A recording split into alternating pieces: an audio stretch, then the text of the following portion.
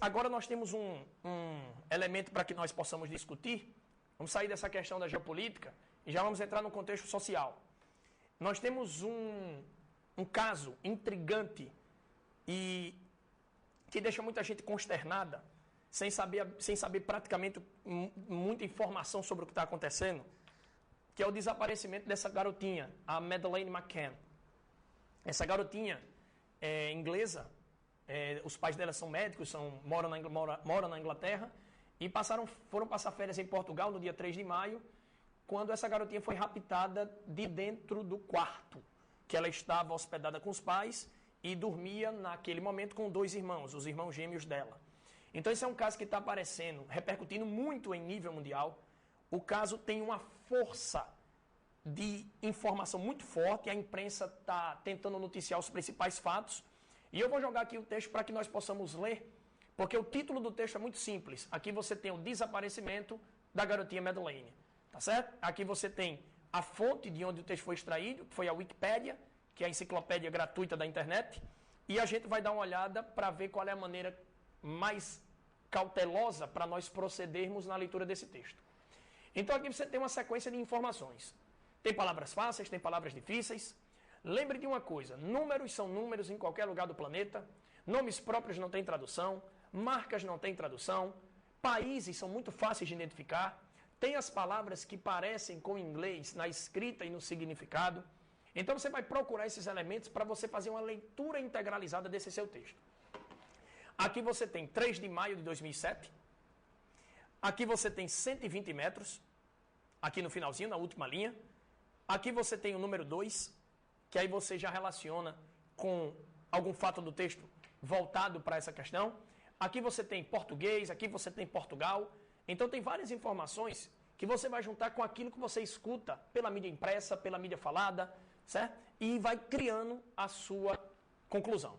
Então ele diz aqui que Madeleine McCann, eu vou escolher alguns tópicos, podemos fazer, certo? Deixa eu ver aqui rapidinho, ó, até assim, ó. Para a gente criar aqui, ó, 3 de maio de 2007, pronto, eu estou até destacando aí, 3 de maio de 2007, e aqui eu vou continuar destacando, que ele faz assim, McCann desapareceu, certo? Deixa eu só analisar aqui, certo? Pronto, fazendo essa análise mais, ele fala do desaparecimento dela, você pode perceber, certo? Ele fala aqui do desaparecimento dela, desapareceu no dia 3 de maio de 2007, em um resort, a gente sabe o que é o resort, todo mundo conhece da percepção de mundo, na Praia da Luz, em Portugal. Então você já tem aqui, 3 de maio de 2007, data do desaparecimento, local, Portugal. Aí ele fala, aqui ó, days, fala em dias, fala da palavra short, que é curto, você pode associar com poucos dias antes do birthday. A gente conhece birthday, que vem de aniversário, antes do 4º aniversário dela. Aí ele fala do evento, ele fala de algo internacional, você vai relacionar a palavra internacional com a atenção da mídia, certo? Você pode perceber que a imprensa do mundo inteiro cobriu esse caso e cobre esse caso de maneira decisiva. Ele fala também de controvérsia, controvérsia seria dúvida, e ele fala de uma controvérsia a respeito da investigação policial portuguesa, certo? E fala das ações dos parents, que são os pais de Madeleine.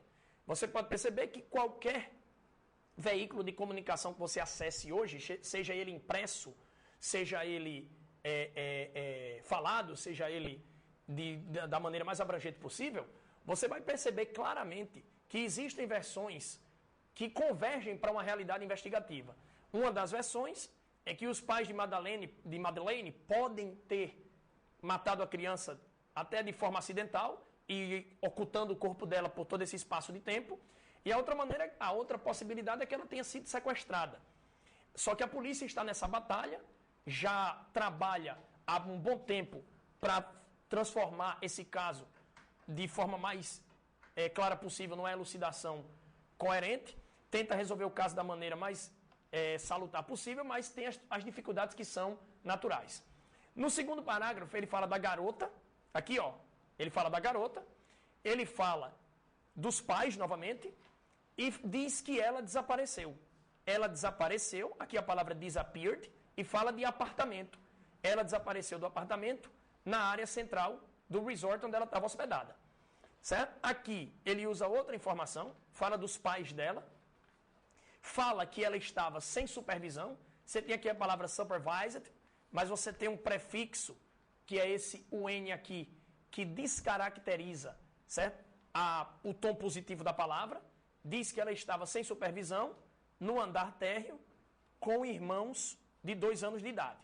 Então você tem aí uma sequência de informações a respeito daquilo que foi dito na televisão para que você possa solidificar melhor.